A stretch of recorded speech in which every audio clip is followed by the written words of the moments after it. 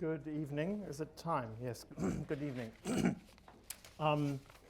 Welcome to the Council on Foreign Relations. My name's Peter Godwin, and I'm going to be moderating the talk tonight. The title of the talk, which I have here somewhere, I think, is here it is. Which I'm sure you have as well, is Conveying War Through Fiction, the Insight of Veterans. So let me introduce everybody. I'm Peter Godwin. I'm a member of the Council on Foreign Relations, and I'm also currently the president of American PEN Center and an author myself. On my immediate left is Elliot Ackerman. I think you've all got the notes on everybody, so I'm not going to waste too much time going through all of their accolades. All three, Elliot is the author of his first novel, I think it's your first novel, right? Green on Blue, which has been very well reviewed. Also has spent 8 years in the military, I think, in the Marines and in Special Ops in both Iraq and Afghanistan. Next to Elliot is, where are we? Sorry, excuse me. Matt Gallagher, who I'm about to find. Matt Gallagher is, excuse me, very good looking. As we've been talking about various Blushing reviews, already. saying how good looking they all are. Matt Gallagher, who's the author of an Iraq war memoir called Kaboom, a former U.S. Army cavalry officer, and his new novel Young Blood is coming out in A year from now, next February. a year from now, right. And on my left, Michael Petrie, who is a former Marine, deployed twice in Iraq, attained the rank of captain before leaving in 2010. His first novel is Fives and 25s. So welcome to you all. I'm going to ask some questions for about 25 minutes, and then I'm going to open it up to the floor. And I promise you, I will be on time to do that because I know that you will all have questions. So if I go over for whatever reason, you can start slow hand clapping or something. The first question I want to ask, I mean, really all three of you, and it sounds a bit like a kind of cliche, but I mean this in a sort of heartfelt way, as a fellow writer, is really what your motives were for doing this. It's not an obvious thing to do as a soldier.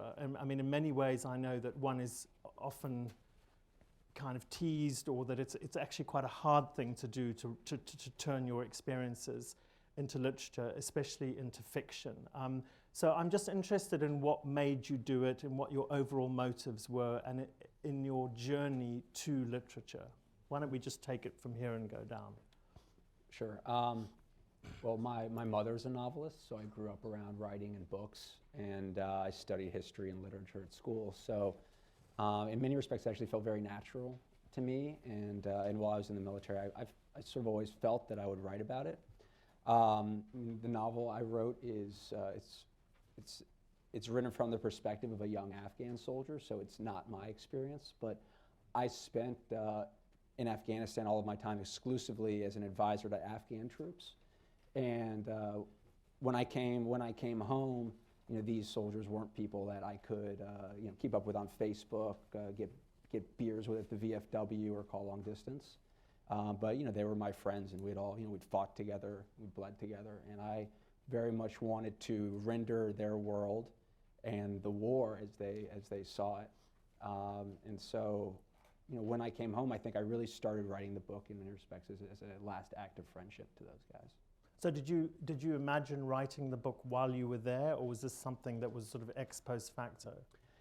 While I was there, and and this is an 8-year period, I in the back of my mind felt I'm going to probably write about this at some point. And even as I would occasionally flirt with the idea of starting while I was still in the service, the experience, I was too close to the experience, and it didn't work. And I mean, it almost sounds trite to say this, but I wrote my first scene while I was still in Afghanistan on my last deployment, and I was able to write that scene shortly after I made the decision that would in fact be my last deployment, knowing that it was over gave me what was the beginnings of the space to start to examine it. Matt, what about you?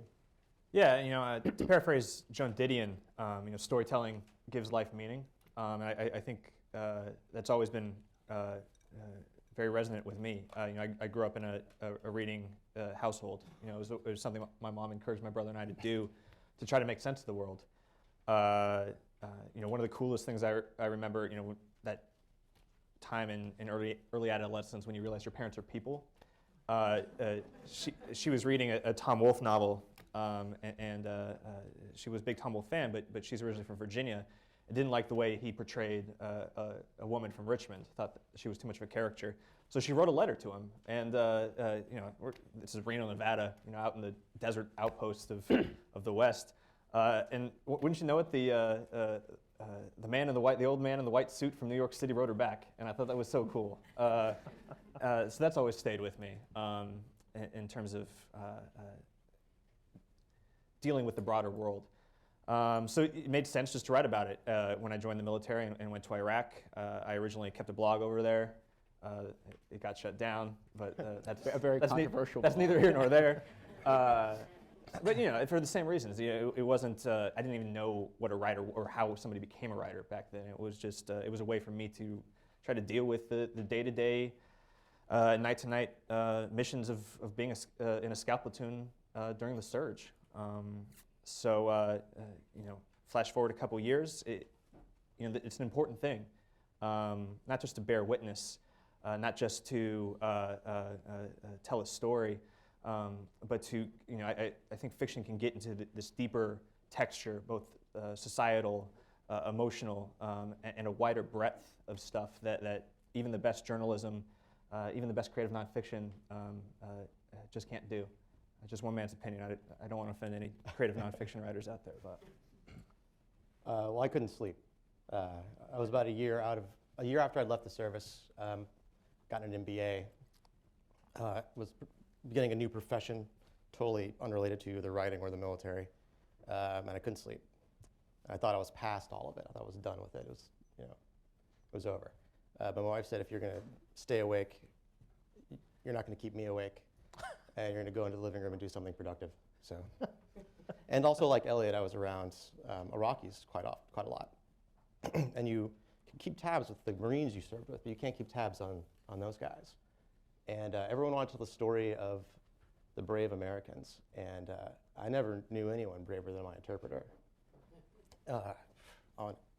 And that continued for him long after we left. And so I wanted to tell a story that was about the work of war.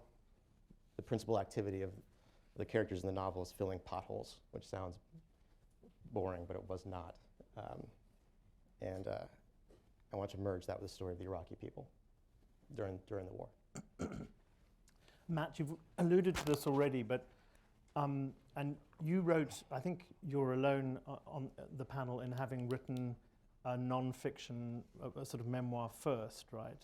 I believe so, though. Elliot's written some very powerful Articles. nonfiction essays Right. for the New Yorker and such. But you've now written a novel as well. So what is it about fiction that you think, in general, why go for fiction and not for creative nonfiction or whatever one wants to call it, to process these experiences?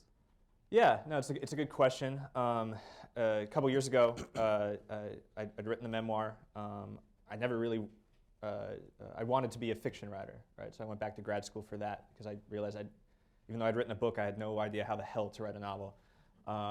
So I was figuring that out, and I was about halfway through a novel about New York. And there are plenty of great novels about New York, but there are also plenty of novels about New York. And this was when ISIS was rolling into Western Iraq and very close. They were about 30 miles away from the village and town my unit was stationed in. When I was over there in 2007, 2008, and there was a really cautious sense of optimism that we left there with, and watching kind of the black flag of Al Qaeda go over the governmental buildings of Ramadi and Fallujah, which I know both of you spent time in, was just really gut-wrenching, frankly. And it forced me to kind of go deeper and darker with some of the stuff. My relationship to my own service, my relationship to this country, and to the country that sent us there. And so I realized that there was only, I'm not very good at much. I can barely do long division, but writing was really my only way to try to sort through this. So I set aside the New York novel and realized that I wasn't done with the Iraq War yet.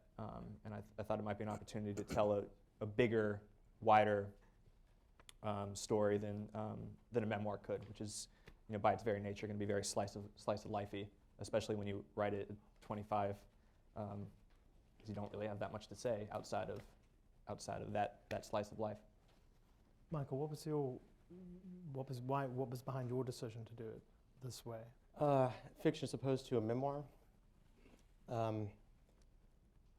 Well, much of my novel is constructed around the life of a kid in Baghdad before the war who was getting an advanced degree in English from Baghdad University and writing his thesis on Huck Finn, which is something I thought about while I was there. I don't know. Like, the roads in Iraq kind of had personalities like rivers. You thought of certain, like Route Mobile, Route Michigan, different kinds of bombs, different kinds of people, different kinds of experiences. And like Huck and Jim on the river, the minute you get off the river is when things go bad. And so that wanting to tell a story like that was true to me, couldn't have worked in the space of a memoir.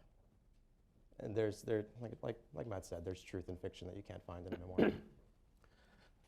The Washington Post recently wrote a piece saying that we were having a new golden age of war literature. And one assumes part of that is because we've got people like you of your sort of age who've all been through Iraq or Afghanistan who are now coming out the other end. But what struck me with all three of these books is, in comparison to the kind of books we saw coming out after World War II or even out of Vietnam, is how much that these books are about locals, that they're as much about the local people as they are about your compatriots, your comrades, your American comrades. And I wondered, why you think this is. I mean, because it was counterinsurgency, or what made you concentrate, not exclusively, on writing about Iraqis and Afghanis as much as writing about your comrades? Well, they're our legacy over there, right? Like, from a wider strategic viewpoint, they're living what we wrought. Right.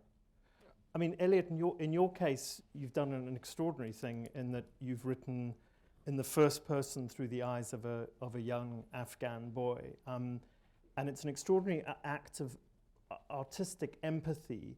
But I suppose, I write about Africa quite a lot, and I would be too chicken to do it because I would be scared of being accused of cultural voyeurism or of theft of narrative or all of these sort of post-colonial studies things that one comes up against. Mm-hmm. So what made you decide to do that, to inhabit that character?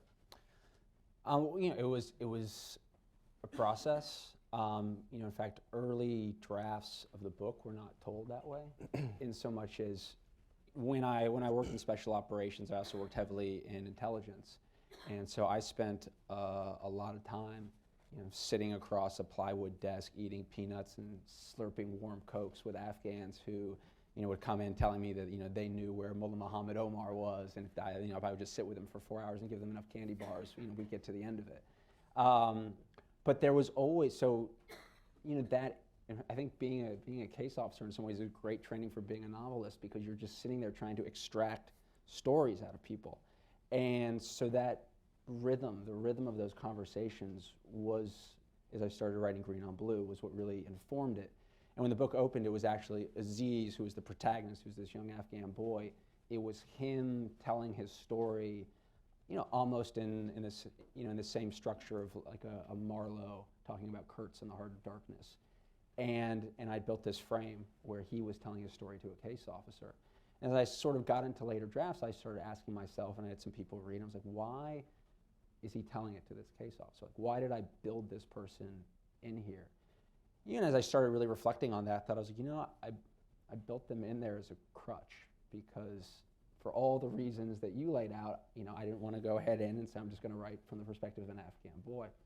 And I don't know, at times, maybe it's the same thing that made me a Marine. I've been known to just, say, screw it, I'm going to do it, and we'll see if it works. And so I pulled it out, got rid of the frame, and decided to go all in with that voice and let the novel, succeed or fail based off of the merits of that. But for the book to be true, it was this character's story, and I needed to distill it into its purest form and remove that crutch that I built in for myself. Have you had any reaction to the book from Afghanistan yet, or is it still too soon? It's still too early? Well, it's a little bit from Afghans. Yeah. Well, the thing that's a little bit difficult is, there aren't that I know of, there isn't that I know of too large of a community of Afghans who are reading American literary fiction. Although if they're out there, I would love to sell foreign rights in Afghanistan.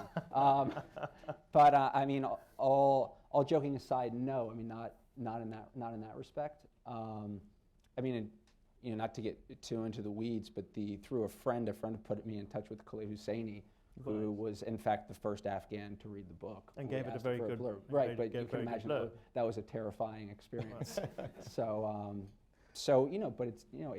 it's going out on a limb. But I feel your motivations are what are important, and my motivation was to try to tell the story of some people who are not going to have the opportunity to tell their own story. Michael, you more than the rest, I think. I mean, you spend more time in your book describing scenes of dislocation of people who've come back. I mean, you flash back and forward, are very effective scenes of what it's like for vets who are back here trying to kind of, figure out their lives.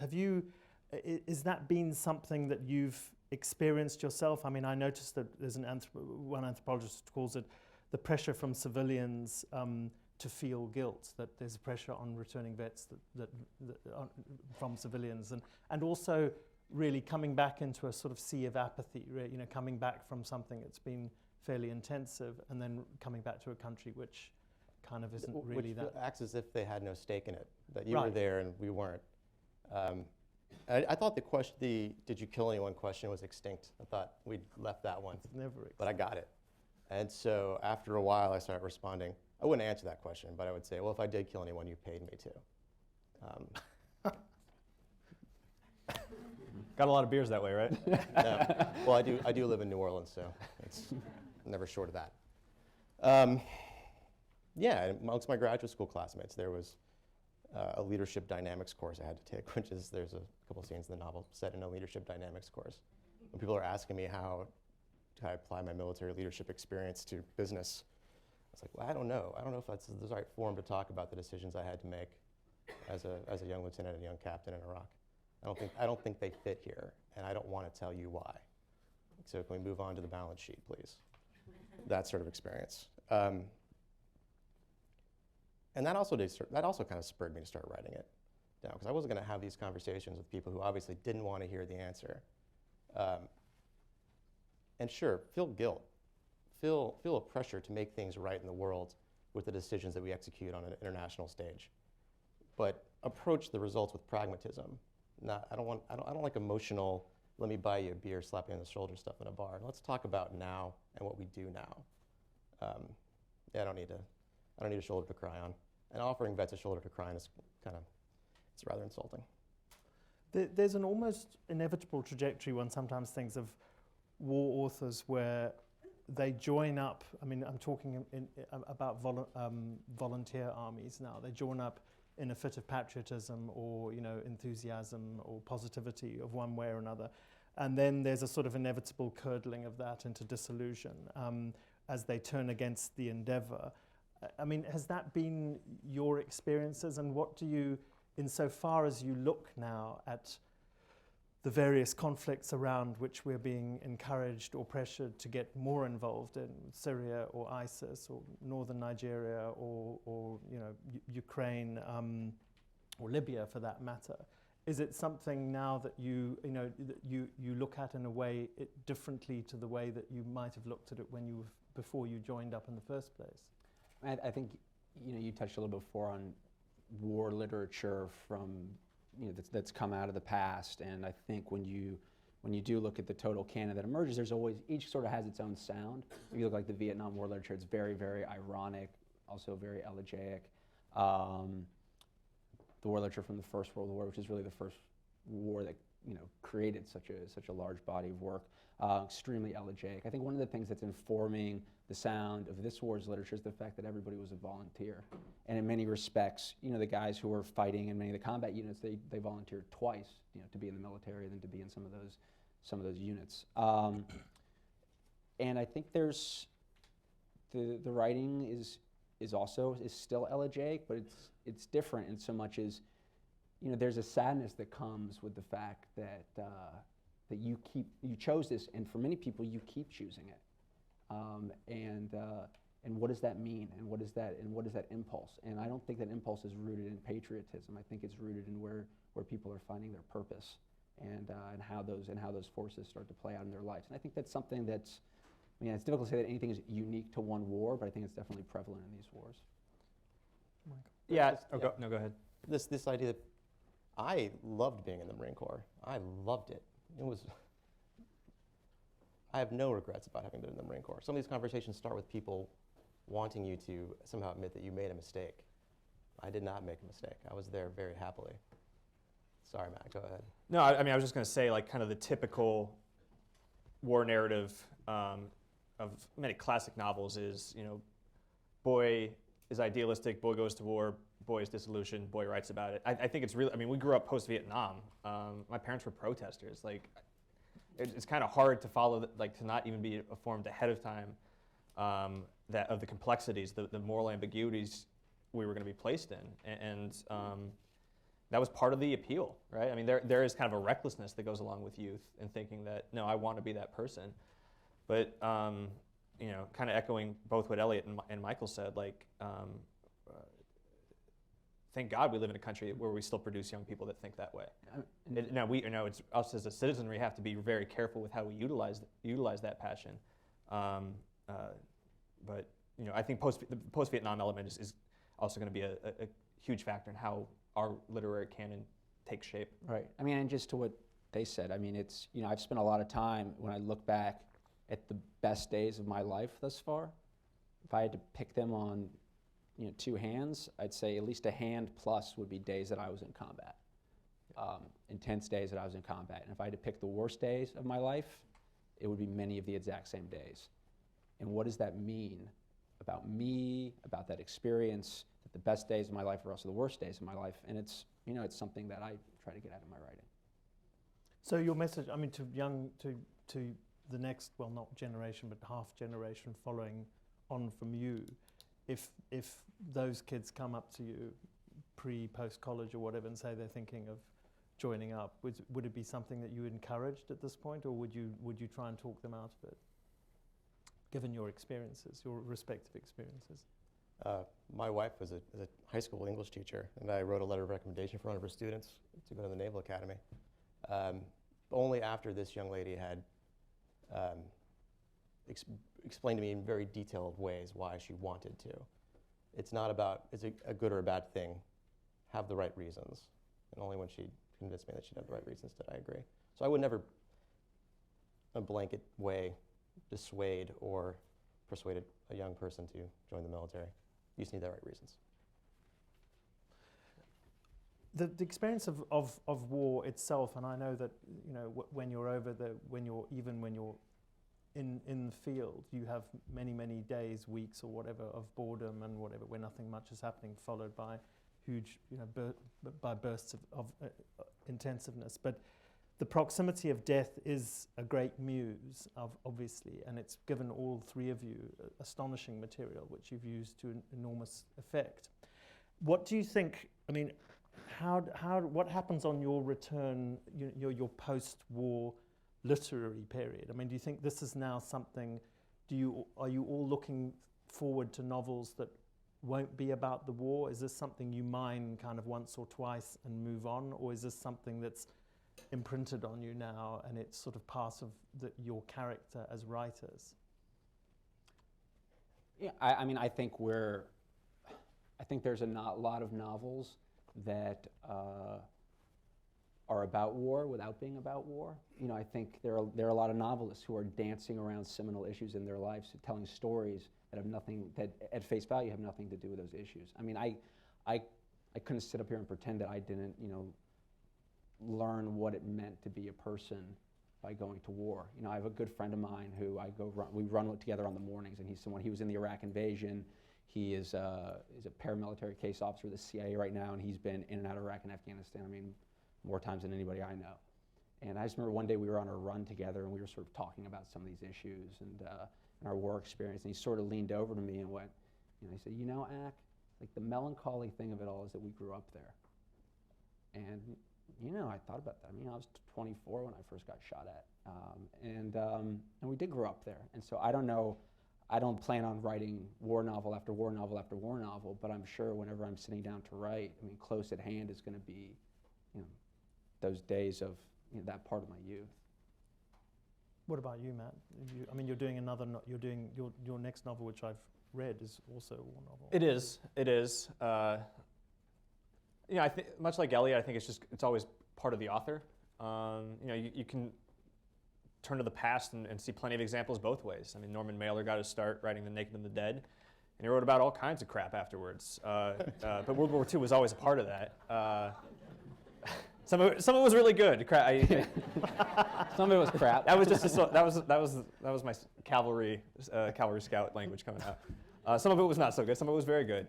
Then you have somebody like Tim O'Brien, right? Who, you know, I recently read The Things They Carried because I'm working on a Vietnam literature essay because the 40th anniversary of the fall of Saigon's coming up, and it's just fascinating watching the trajectory of him as an author. It's almost like watching a very gifted storyteller circle and recircle kind of the same topic and idea until he gets it exactly right.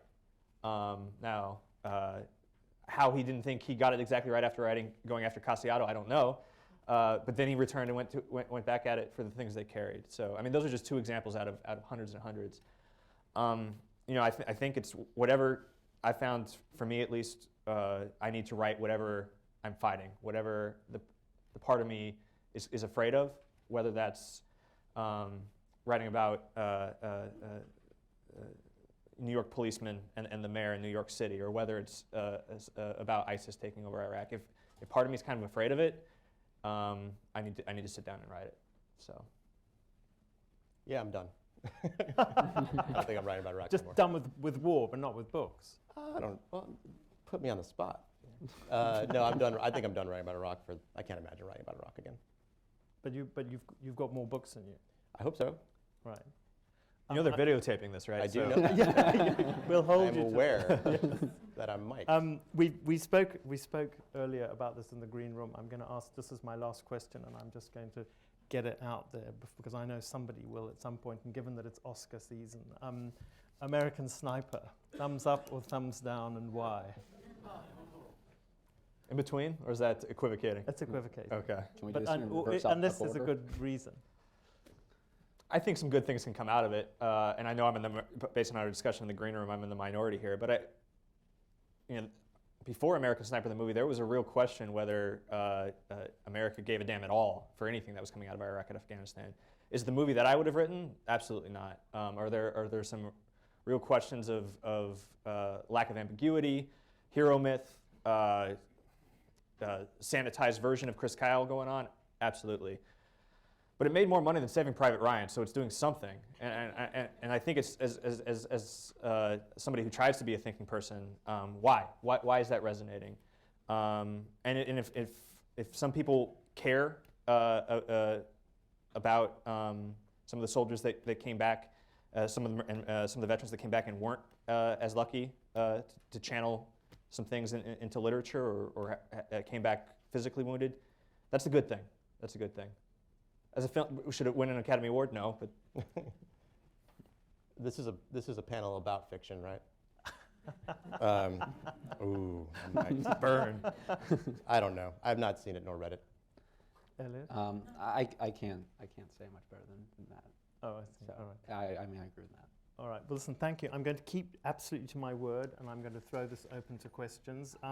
I think I've got something. I have to tell you how to do the question. Sorry, there's a thing somewhere telling me that you have to say who you are and where you're from. I think you've got to wait for the microphone, and you've got to state your attribution, also or your affiliation. Your affiliation, right? Okay. Lady here in front. Do we have a roving mic? Yeah.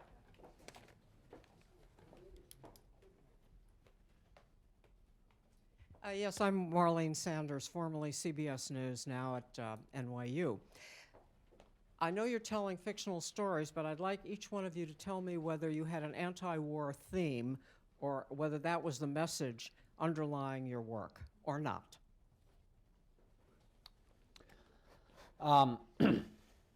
I don't feel as though I wrote an anti-war book. You know, not to raise the name of the iconic Tim O'Brien says no true war story or any true war story is an anti-war story. I actually disagree with that. So I didn't feel as though my book had an anti-war theme or a pro-war theme for that matter. I felt very much that I just wanted to show a paradigm, and if I showed it truly, the reader would be able to determine whether or not it was an anti-war or a pro-war book. Matt. No, please go first. you I'm were- still thinking. You were spinning up. I don't think I wrote an anti-war book. I think I wrote a book about wars that were fought in an unintelligent way. I don't know if this is a theme with you. Did you guys? Is the term "big blue arrow person" something you talk about in your worlds? And My wife says it to me about the kids. yeah, okay. So there are people you meet in the military who are called big blue arrow people, who walk up to a map and go, "Arrow, big blue," and then they go, "There's my strategy." And like that's the end of their planning process, is when they draw this blue arrow, and you go, "Okay, where are you going to need fuel along this route? What are you doing?" And I had an experience like this with another officer who was planning a big blue arrow movement through the desert. And when I started asking him detailed questions about what happens inside this arrow, he got like personally offended, like hurt. It's like, "Oh, I'm sorry, Stonewall Jackson. Did I shit on your grand flanking maneuver here, buddy, by asking you tough questions?" And if the point of the war, as it was advertised in 2003 in Iraq anyway, was to march up, overthrow a despot, install a democratic secular government, and build on that, why weren't the people responsible for that 1 hour behind the main echelon? You know? Yeah. So I have no issue with war and warfare done well and in such a way that it accomplishes our goals. Yeah. Well, Anti-stupid war. yeah, I mean, am I still mic'd up? I think there can be big blue arrow captains and big blue arrow 4 stars. A big blue arrow captain is an annoyance and is sort of amusing.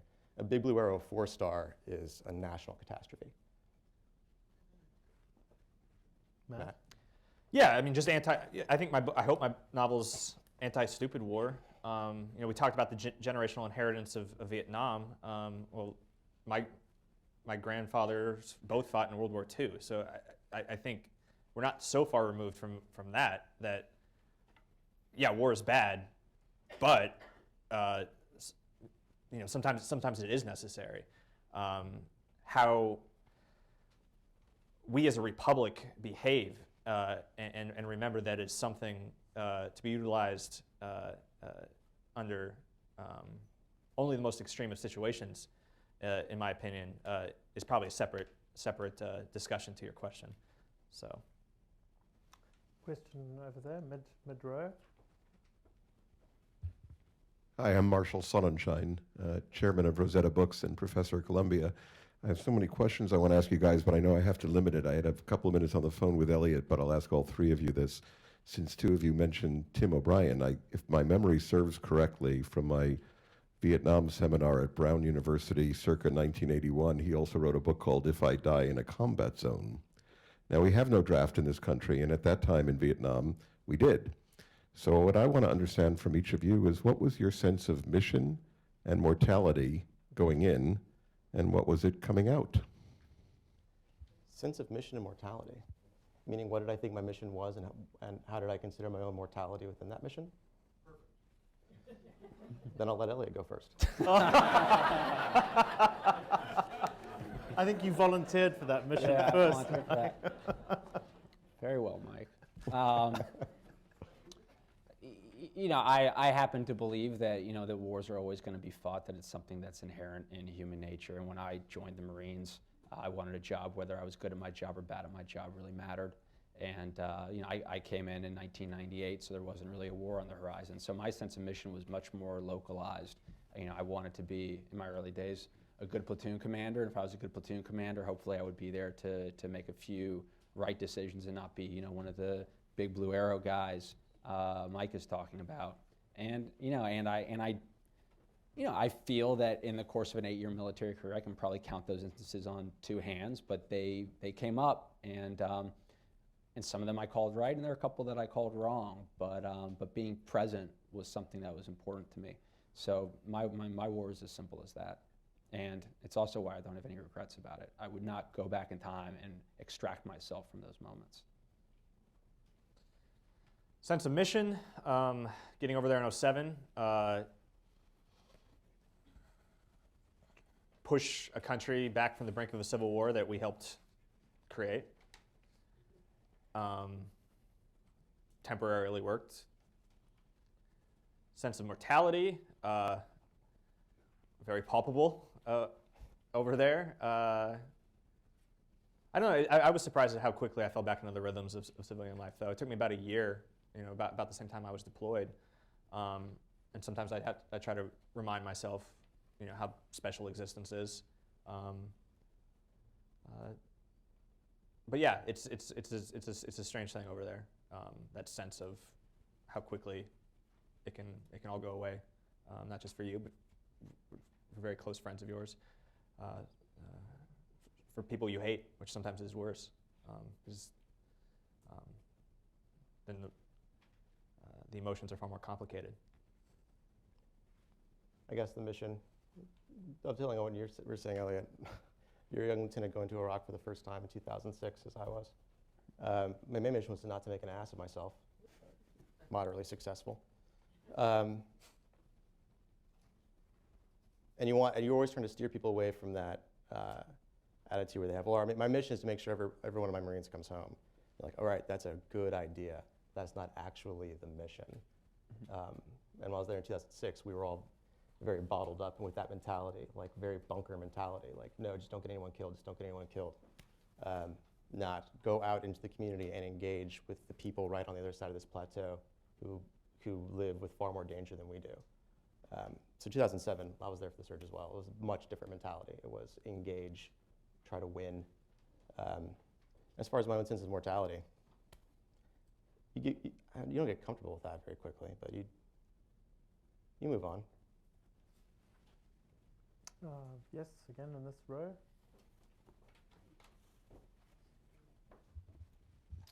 Jacob Sonnenschein, City College of New York, writer for the newspaper, The Campus. Having worked so closely with people of such different cultures and backgrounds, number one, how different a perspective did you come away with on resentment of American power? And number two, how conscious were you of that as you wrote your books? Those are really good questions. Okay, I started this one. Please. I think you should. This way. They're like hanging out with Iraqi soldiers in Iraq. There's 2 things you can never convince them of. One, that we landed on the moon. They just were not buying it. Like, you've been here for years, the power's not on. There's no way you went to the moon. And maybe they were just messing with me all that time.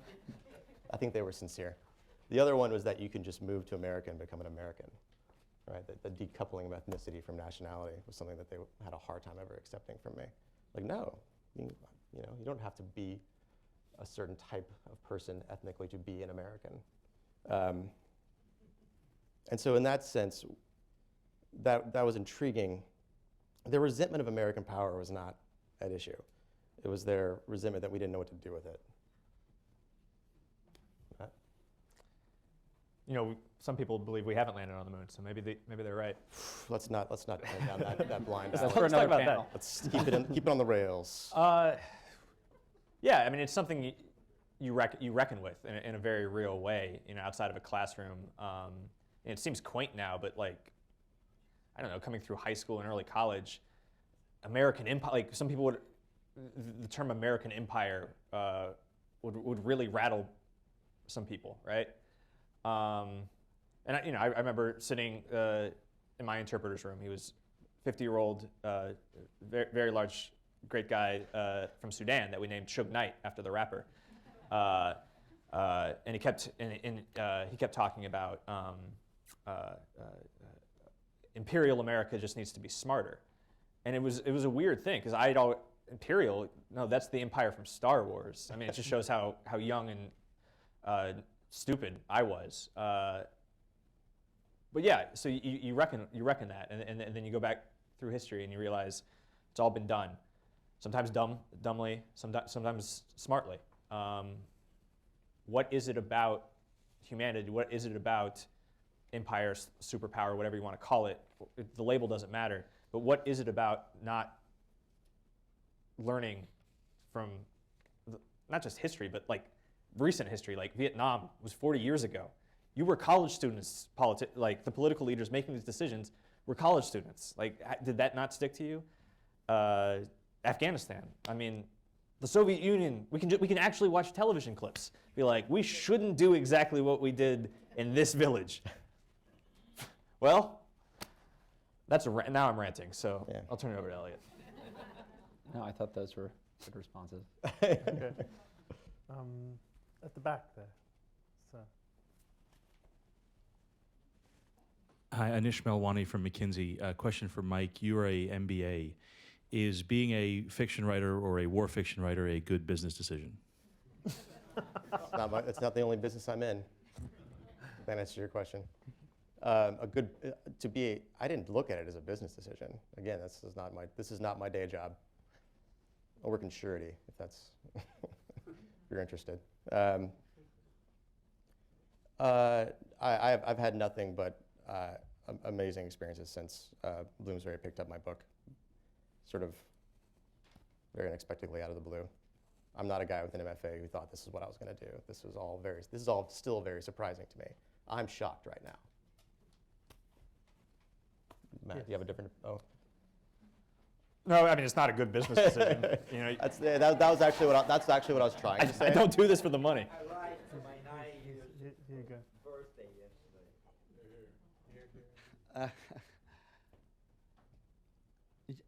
It's a it's an announcement first. Beginning Friday morning, there's going to be a 2-day conference on the abolition of war. One day at Cardozo and one day at Rutgers Law School. I hope the panel will come to that. The question I have is, do you people consider war as evil as slavery? Do you think when you look at the history, you don't have to be Hegelian, but when you look at the history of getting rid of institutions that we despise, cannibalism, slavery, etc., imperialism, when you look at war, I was an infantry out, in the medics in the Great War, so I know what war was like, is like, and I'm just wondering whether, listening to you people, I haven't read the books, but I will this week because I'm running a course. But isn't war as evil as slavery?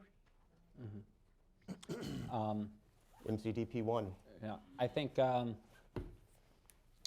it's funny that you asked that question. I was actually with another friend of mine for lunch who's a writer, and we finished our sushi and we're walking through Washington Square Park, and he leaned over me, and he's a war correspondent. He's like, Elliot, he's like, you ever think about pacifism? And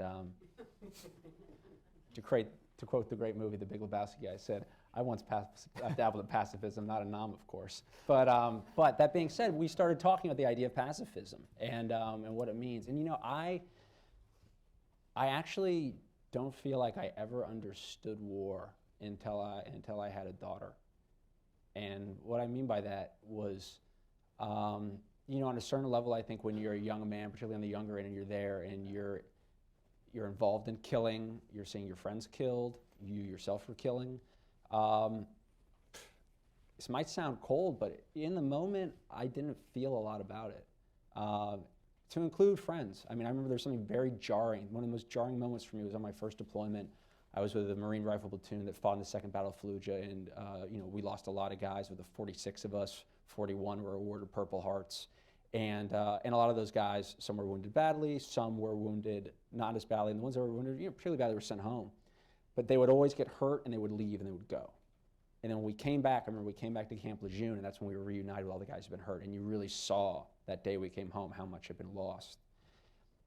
But at the moment, I never felt a lot about it until coming home that first time. And the next time I felt that impulse was, again, as I said, after having a daughter. And what I just felt viscerally was, suddenly I would watch CNN or I would see something in the field that never really upset me, and it would upset me deeply because I had this empathetic reaction because that child became my child in my mind. But compounding that too was feeling that empathy that I would never want that to happen to my children. But the other impulse was also, if that did happen to my child, what would I do? And I think a lot of these wars, particularly a war like Afghanistan, they don't sustain themselves as much for political reasons, or what you see. I spent a lot of time on the Turkish-Syrian border, and made a number of friends who were Syrian activists and fought in the early days of the revolution there. And these wars sustain themselves because of loss. And I think, if my children were taken away from me, I would just be gone from this world. I would sort of be a dead man walking, and I would have to have a choice whether or not I rebuilt myself or whether I decided to follow them to the grave by just fighting. And I think a lot of people make the latter choice, and that is a powerful force that sustains war. So I don't think these are political questions. I think these are emotional questions, and I think the answer to that kind of resides within each of us. The question brought to mind, first thing popped up was MCDP1, stands for Marine Corps Doctrinal Publication 1, Warfighting, which is this little 90-page pamphlet that's the cornerstone of all Marine Corps thinking. And the first line of which is, I think I get it exactly right here, is war is a clash of irreconcilable wills characterized by violence. I got it? All right. As long as there's someone who wishes to impose their will upon you violently, there will be war whether you want there to be or not. So, we live in the world. Question over here in the front row. I'm Jason Forrester, currently with the Department of Defense. Michael, thanks for your, all of your various comments. Michael, regarding your comment of offering a veteran a shoulder to cry on is a bit insulting. Moving away from citizen to citizen, what do you think the government's role should be in helping veterans who have psychological needs readjust to life at home? I don't know. There is so much out there for veterans from the Department of Defense, it seems to me. No end to the VA knocking on my door asking if I'm okay. To be fully honest, they reach out to me. And I live in New Orleans, and there's a VFW post there that has undergone a great change in the last year or two. And I never thought I'd go into a VFW ever. Like, a smoky room full of dudes drinking stale beer, telling lies. Not my style. But then when I went to, I kind of got roped into going to a VFW meeting in New Orleans. And I was like, it's been totally co-opted by Iraq and Afghanistan vets. They had absolutely taken it over. And they were renovating the upstairs room of the meeting hall into below market rate rentals for returning veterans in need. They did outreach, resume writing workshops for veterans separating in and around the New Orleans area. And they also made New Orleans the first city in America to certify, this was in, I think, late December, as the first city in America to have certified 0 known veterans amongst the homeless population. Every single known veteran amongst the homeless population in New Orleans is a place to sleep. That's not in the cold. That was all done by the VFW. So I think in the end, it's not going to be what the DoD or the VA can offer veterans, it's what they're going to offer each other. Like Elliot and Matt both mentioned, this is a group of volunteers who are very proud. They don't need sympathy, they need each other. They're going to find each other. Question over there. Ruth Bengia at New York University. So one of the commonplaces of war, really since World War I, has been that it can only be understood by combatants. When I publish op-eds, every time veterans write to me, and I'm not a combatant, I'm not a veteran, and they say, you really don't have the right to speak about this. And I can respect this point of view, and I wonder what you think of this. And if you see yourselves as translators of a sort, because you are combatants. We're just a piece of the puzzle, and I think in today's contemporary American society, this can't be stressed enough, that civilians need to be talking, they need to be writing about war. Billy Lynn's Long Halftime Walk was written by Ben Fountain. It's one of the best novels about Iraq. Now, like anything else, whether it's fiction, whether it's nonfiction, you do your research, you treat the subject with the utmost seriousness, but absolutely, I've seen some veteran writer echo chambers, and they're awful. And it's not going to penetrate anything because there's so few of us. It is so vital. I teach a workshop for a literary organization here in the city called Words After War that brings together civilians and veterans to write and talk,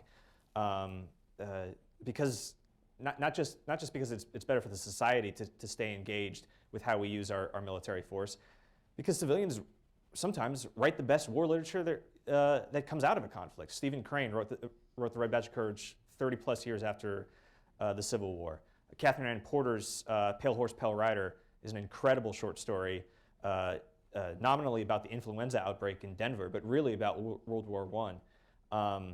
I would, if you're getting that kind of pushback, politely tell them they're wrong, and write something smart, because they are.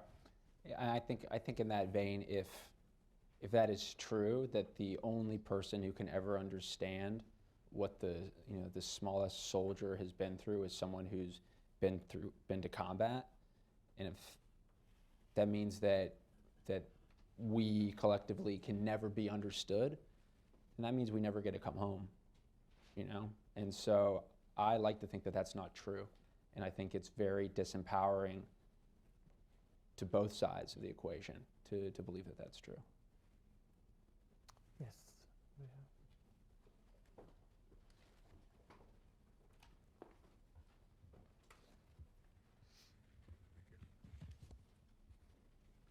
Ron Schell.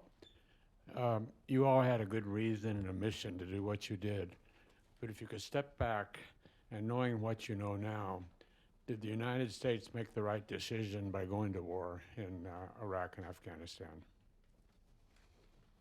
Who wants this? I'll take it.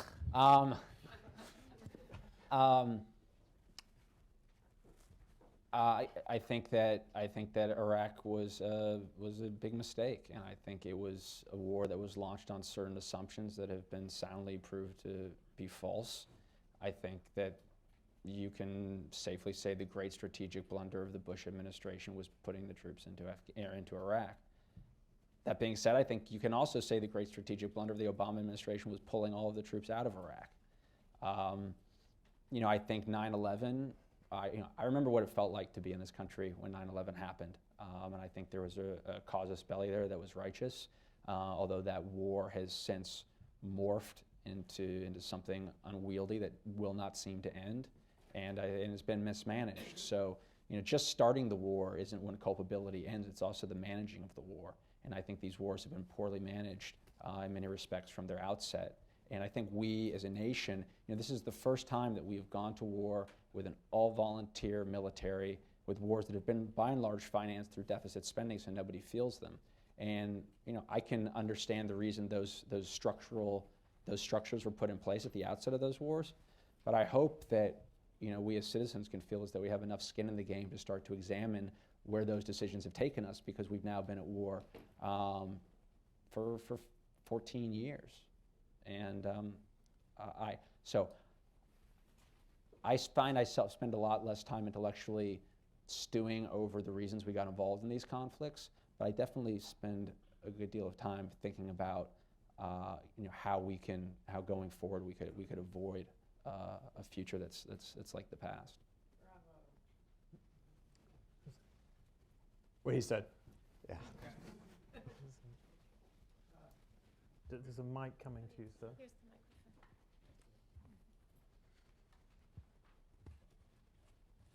microphone. Hello there. My name is Joseph Amiel. I'm a novelist, so I'm here, probably a different bent than a lot of you here, and I'm a member of PEN American Center for a very long time. My question is, you say that rather than doing a memoir or a slice of fiction, you thought you could tell the story better as fiction. And my question is, when you were finally over, and fiction is always making decisions what to leave out, what to put in. When you finally finished your books, did you feel you had told the story you wanted to tell, that you had left out, that it wasn't big enough, that it was too limited by trying to make the story good as opposed to the experience good? I think that's why you have drafts, because anytime I finished a draft and I still felt those things unanswered, and I knew I had to go back. It was only when, it's a malleable thing. Yeah. It was only when I was like, no, I told the story I set out to tell, and then you get to send it to people who tell you it's not done. But yeah, I think when you finish a draft and those questions still linger, back to page one. Yeah, I sent an early draft of my novel to a buddy I was in Iraq with, and the comment he gave back to me like a week later was, yeah, it was way funnier than this. so yeah. A friend of mine who's a poet says one of the things he loves about poetry is it's the only medium where there is no delineation between fiction and nonfiction. And I find in many ways, the way we look at literature, in the U.S. and in the English languages, there are these very strict. It's nonfiction, it's fiction, it's a memoir. These are the same decisions. You're writing a memoir. You're choosing what to leave out, what to put in. I write narrative nonfiction. I'm constantly deciding what to leave, what to take out and put in. I think in all those forms, everyone's trying to do the same thing. They're trying to get to the truth of an experience in a way that transfers whatever emotion was involved in that experience to the reader. And that's what makes it art. Was it Blake who said there's no such thing as a finished poem, only an abandoned one? I think that's. Oh, yeah, sorry, one more. We have time for one more, yes. I'm John Melcon. I'm a retired Army Special Forces officer, and I'm at the United States Military Academy now. And so I entered Afghanistan early in 2001 and had subsequent tours all the way through 2008, arguably with a very niche group. I was already 10 years into service at that point, had been through, as you mentioned several times, Elliot had been a volunteer. And so years later, as we get into conversations among my peer groups, those that I serve with, we're for lack of a better term, we're fairly well adjusted on this. There's some exceptions, whatever else, but we're fairly clear, we're fairly resolute on what we did, what we know we did, and how we deal with that. As I'm at the academy, I'm dealing with a lot of junior rotators of your peer group, all of whom are, continue to serve in some capacity, teaching, and most of them returning to service. So I don't always get necessarily a frank answer, if you will. From your experience, do you feel that your leaders, and I'm going from, say, that company grade up to that sort of battalion level, whatever else, based on 10 years of experience, previous experience in Grenada, Panama, the Gulf War and things like that, do you feel that enabled them to be better leaders? I don't mean better in the sense of, superior or whatever else, but coping with things or whatever else, as opposed to some of the terms you've talked about, like coming of age at that time, and also back to the reality of dealing with an abolition of war or whatever else, whether that's possible.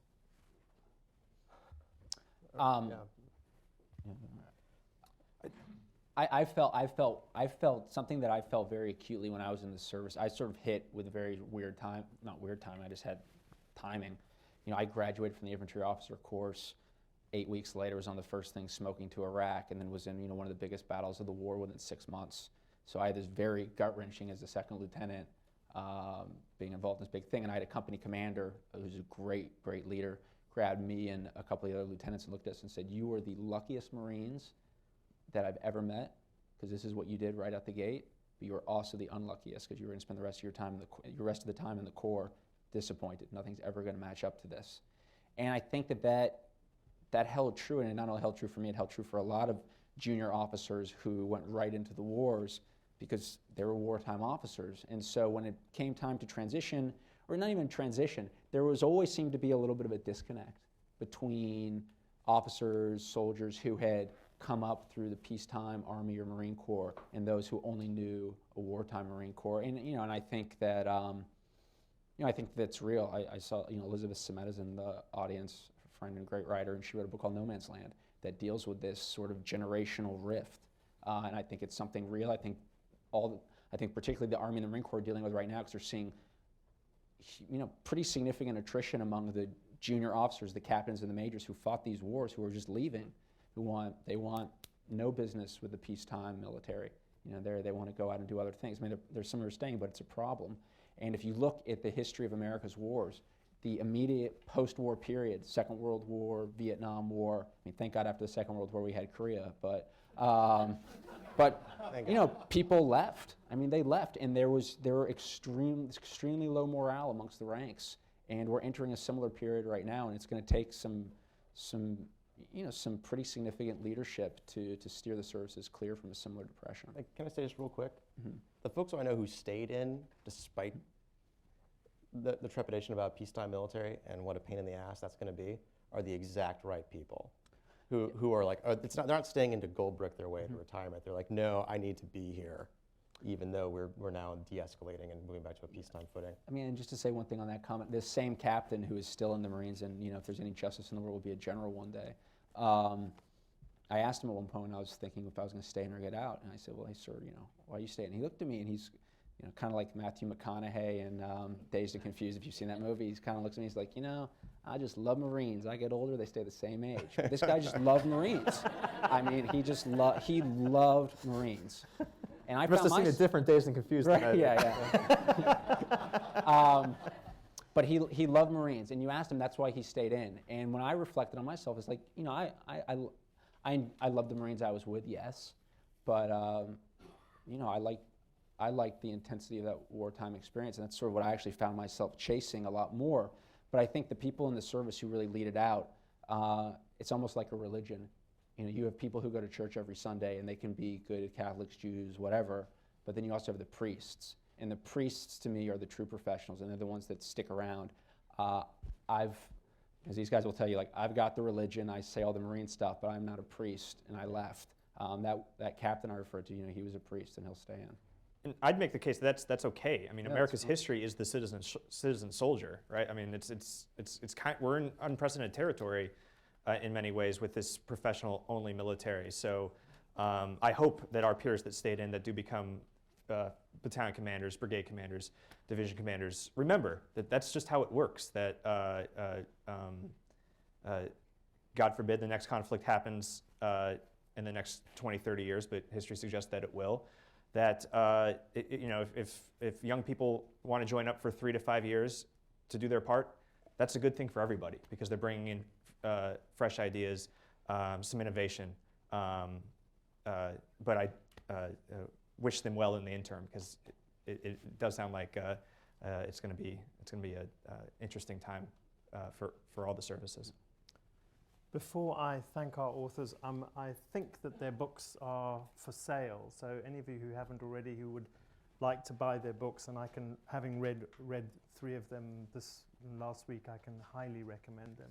They're for sale immediately afterwards. So just remains for me to say thank you so much to Elliot Ackerman, to Matt Gallagher, and Michael Petrie. Thank you so much for. Thank you, Peter. Thank you.